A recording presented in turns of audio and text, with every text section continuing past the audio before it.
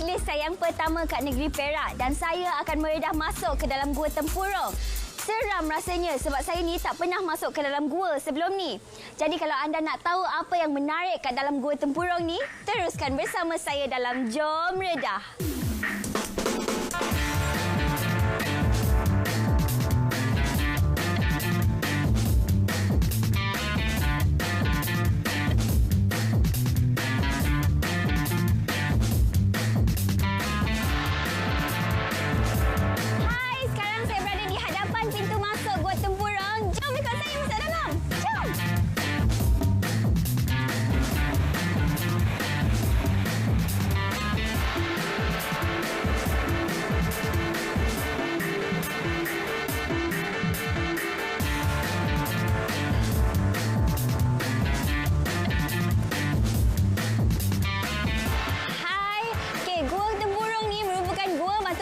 Terbesar di Semenanjung Malaysia. Saya rasa sangat bertuah sebab dapat meneroka Gua Batu Kapur ni sendiri.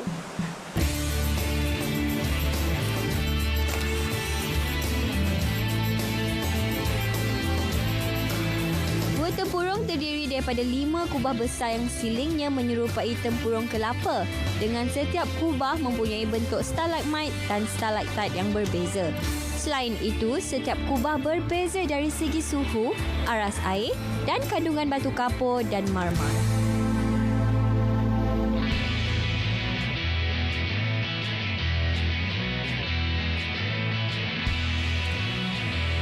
Gua ni memang dah sejuk, ditambah lagi dengan air sungai ni membuatkan gua ni lagi sejuk. Air yang mengalir daripada kaki banjaran Titi Wangsa sehingga ke Sungai Kampar. Lagi-lagi pembentukan corak seperti corak kucing, kaki kuda, corak lembu dan pelbagai lagi membuatkan gua ni unik. Okey, sekarang saya nak naik atas dan nak tengok apa yang ada ke atas pula.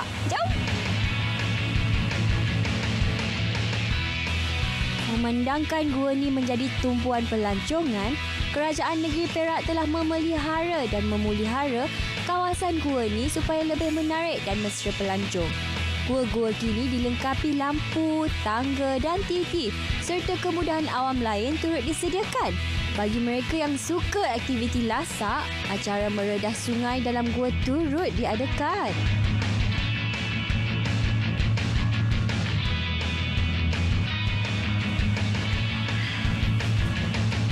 Saya baru je naik 179 anak tangga dan saya pasti kat dalam ni ada banyak lagi anak tangga yang akan saya naik.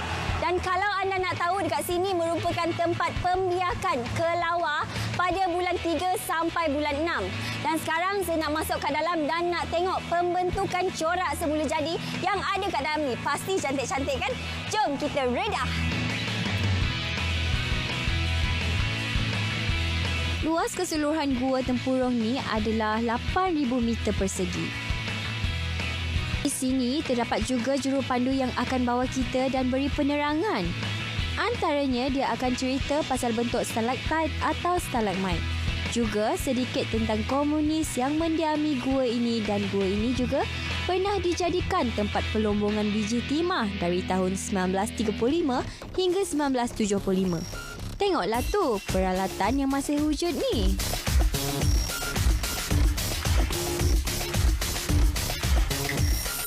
Juru pandu ada tunjukkan dinding gua yang mengandungi biji timah. Warnanya sedikit berkilauan.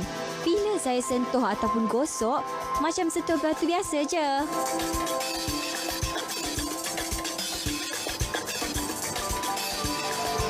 Air yang menitis dalam gua ni adalah air hujan yang meresap dalam batu kapur ni. Air ni dipanggil air kalsium karbonat. Nampak anak tangga tu? Jauh juga nak mendaki dan curam. Bila dah ke atas tu tak berani pandang bawah. Gayat!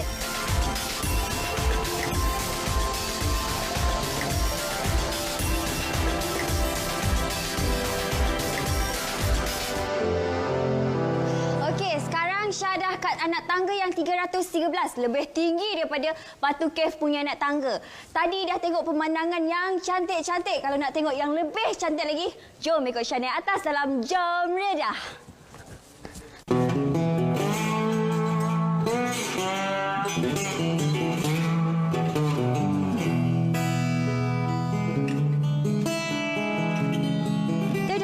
terdapat gua keseluruhannya di dalam Gua Tempurung ni kalau anda semua nak tahu.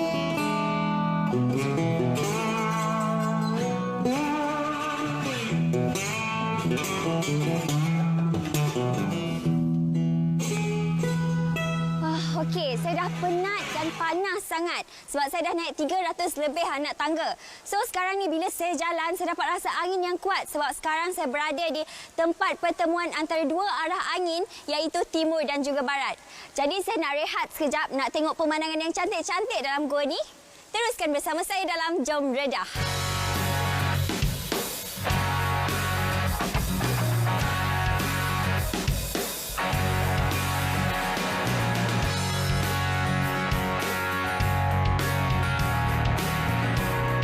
Letih, penat, lenguh, sakit, semua ada.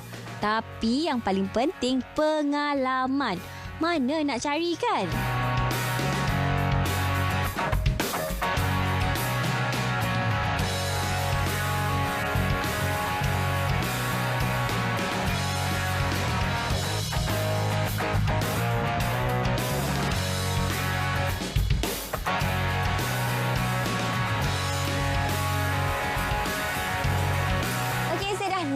Sampai 640 anak tangga sampai kat sini dan ada 640 anak tangga lagi untuk turun ke bawah. Tetapi hanya dibuka pada waktu pagi dan untuk aktiviti lasak sahaja. Dan saya rasa sangat bertuah sebab dapat masuk ke dalam Gua Tempurung ni dan dapat tengok khazanah alam yang terdapat dalam gua ni. Memang cantik dan tak terkata. Okey, misi saya untuk masuk ke dalam gua sudah pun selesai. Dan misi saya yang seterusnya memang unik dan terletak di Gopeng. Kalau nak tahu apa dia, teruskan bersama saya dalam Jom Redah.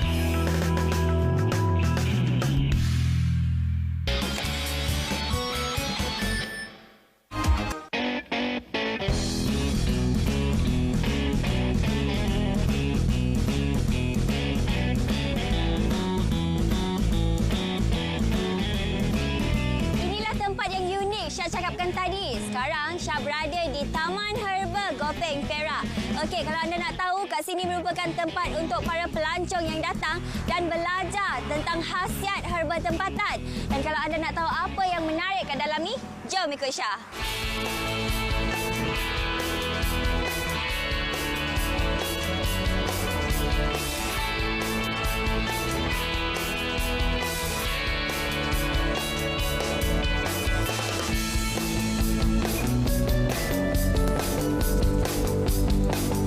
Satu tiket nak masuk.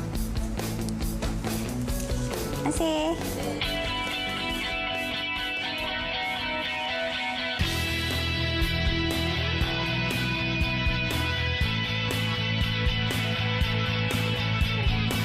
Taman herba ni turut dilengkapi dengan kemudahan seperti tram, tapak perkemahan, surau dan dewan taklimat.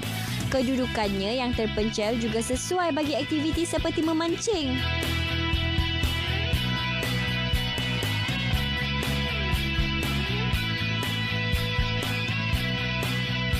Herba lain yang ditanam ialah emas jotek, jerangau, rempah padang, tutuk bumi rimba, kunyit, kacik Fatimah, serai wangi, tongkat ali, hempedu bumi, daun sekentut, keman air, cekur kampung, berbuah selegundi, panah dujana, kucing galak, kapal terbang dan kejubung. Banyaknya!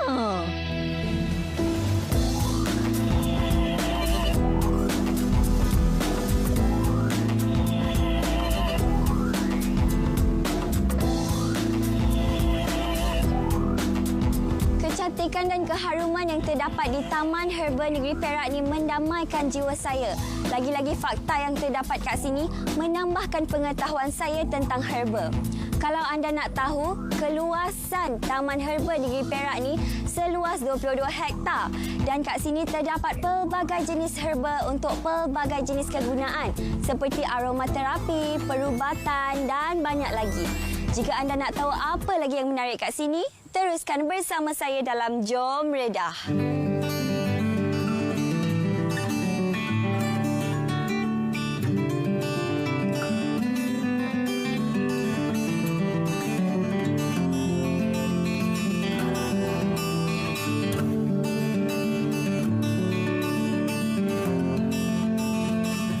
kosmetik pun ada seperti lidah buaya, nilai, lemuju, avokado dan delima. Memang menakjubkan tumbuhan herba yang wujud di negara kita ni rupanya. Sayangnya, tidak ramai orang yang kenal, tahu, faham dan mengetahui dengan baik semua khasiat herba ni.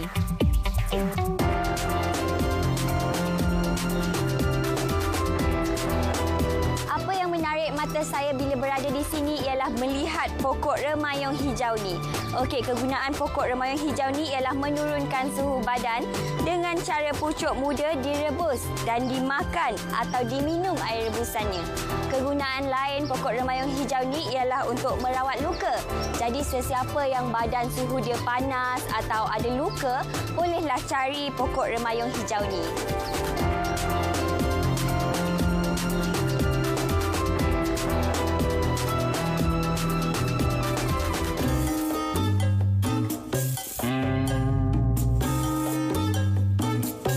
Kepada mereka yang berminat dengan tanaman dan tumbuhan herba, boleh berkunjung ke tempat ini untuk mendapatkan maklumat yang sangat berguna. Pada Syah, taman ni sangat berbaloi untuk dikunjungi bersama ahli keluarga atau memberi pendedahan kepada semua mengenai jenis-jenis herba yang wujud di negara kita.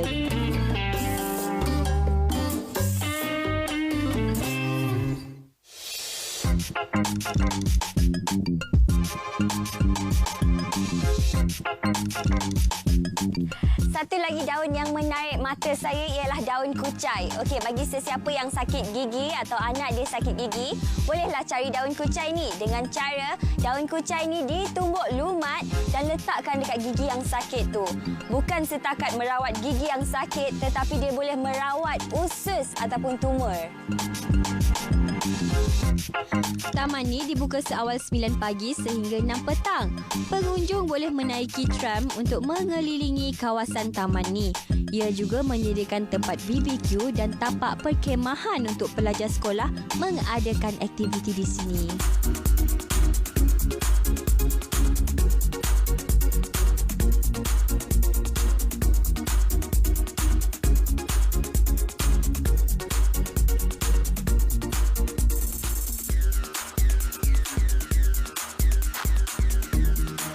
Saja saya dapat berjalan-jalan di Taman Herba, tetapi dekat sini juga menyediakan produk yang diperbuat daripada herba.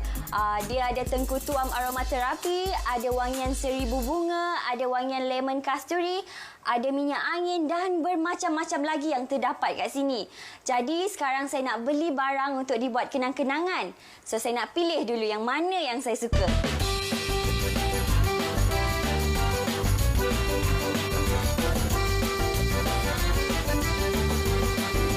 Bandar Diraja yang cantik pemandangannya. Tak banyak pembangunan tapi cukup istimewa di mata masyarakat dengan labu sayong dan juga laksanya.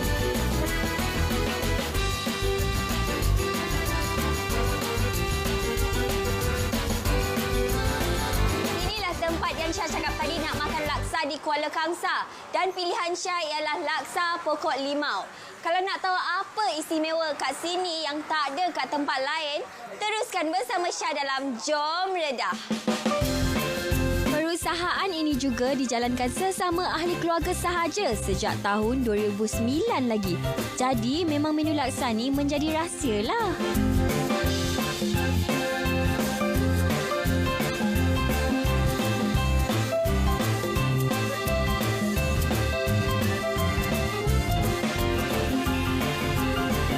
Laksa ni menggunakan ikan sardin atau ikan tamban dan mencecah sehingga 40 ke 50 kilogram sehari dan lebih kurang 500 pinggan jualan sehari.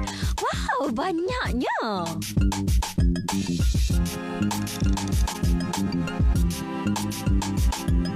Okey, apa yang saya dapat tengok perbezaan antara laksa dekat sini dan laksa dekat tempat lain? Kalau laksa biasa, dia akan sediakan laksa dengan telur rebus. Tapi dekat sini dia sediakan laksa dengan telur goreng. Okey, Syah nak rasa pula macam mana rasa laksa kat sini.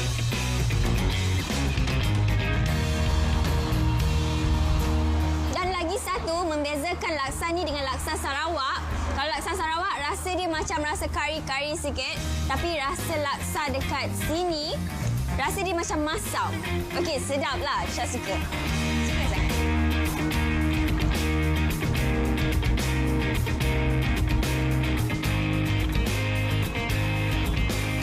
Dan satu lagi perbezaan antara laksa Sarawak dan juga laksa dekat Perak ni. Laksa Sarawak mi dia halus je. Tapi kat sini mi dia macam tebal sikit.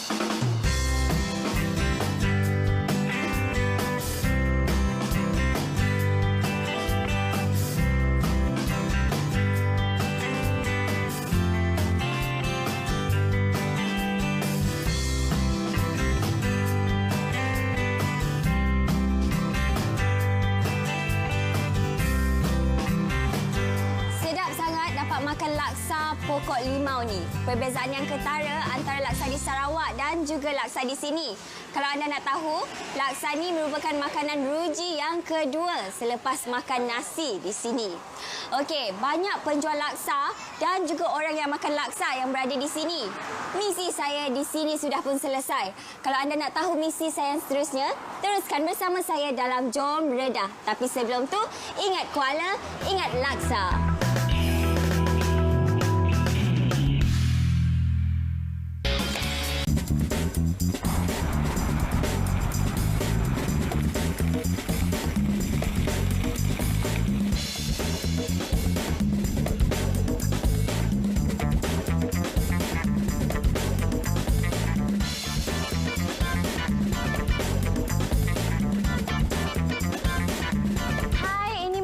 Wishlist yang terakhir saya iaitu saya berada di Zoo Taiping untuk night safari. Keistimewaannya di sini ialah kita boleh lihat haiwan yang aktif pada waktu malam dengan bantuan cahaya khas yang menyerupai cahaya bulan dan beroperasi semenjak Mac 2003. Pasti menarik kan? Jadi kalau anda nak tengok apa lagi yang menarik yang ada kat dalam tu, jom ikut saya.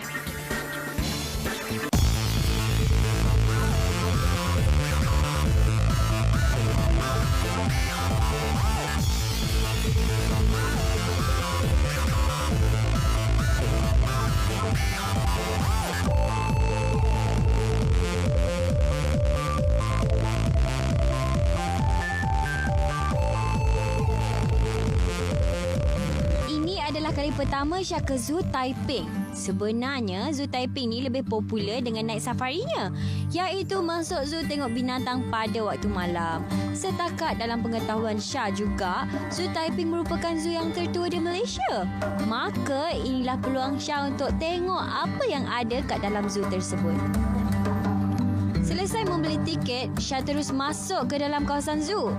Di bahagian depan kawasan zoo, tersedia ruang beratur untuk menunggu giliran menaiki kereta api mini. Muatan lebih kurang dalam 24 orang bagi satu kereta api mini.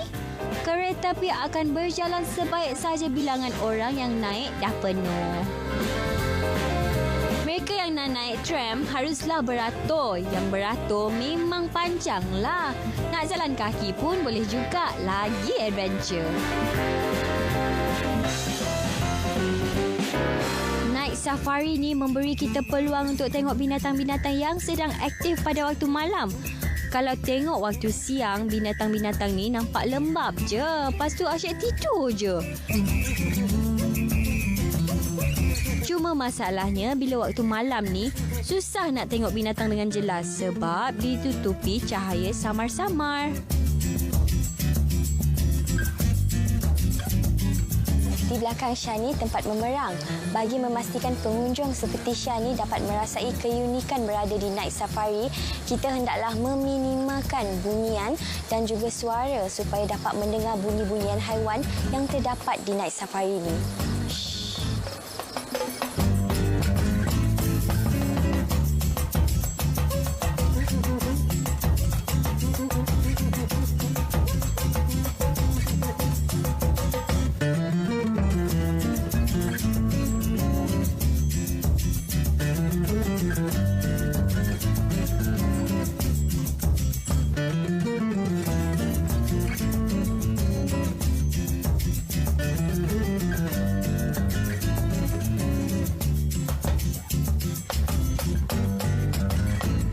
Mengambil masa lebih kurang 45 minit dengan 2.5 km trek berjalan kaki, kunjungan ke Zoo Taiping pastinya tidak mengecewakan anda. Ini kerana pengunjung lebih dekat dengan habitat kehidupan liar yang ada di situ selain dapat menghayati sepenuhnya suasana malam yang dingin. Oh ya, pengunjung tidak dibenarkan membawa lampu suluh ataupun kamera yang ada flash sebab takut mengganggu haiwan-haiwan yang berada di Night Safari ini. Harap-harap jadilah gambar Syah.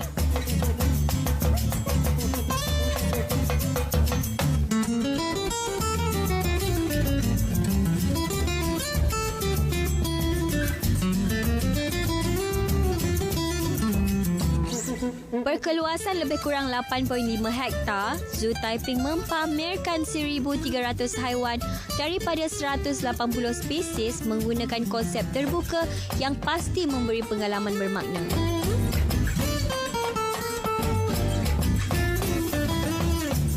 Konsep terbuka itu diperkenalkan dengan mengambil kira habitat asal haiwan yang ada di situ selain menyajikan pengunjung dengan keindahan dan kehijauan alam semula jadi.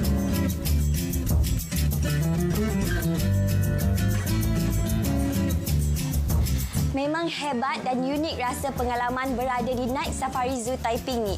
Berbeza bila kita pergi pada waktu siang hari. Jadi jika anda yang belum pernah cuba untuk datang ke sini, bolehlah datang di Night Safari Zoo Taiping ni. Okey, selesai sudah pengalaman saya di negeri Perak ni. Saya harap anda semua terhibur dengan semua aktiviti dan juga tempat yang telah saya lawati. Bagi mereka yang mencari destinasi pelancongan yang dekat dengan alam semula jadi, Perak yang kaya dengan pelbagai destinasi pelancongan adalah tempat yang paling sesuai. Jadi selepas ini, pastilah saya akan terus ke utara. Tapi di mana?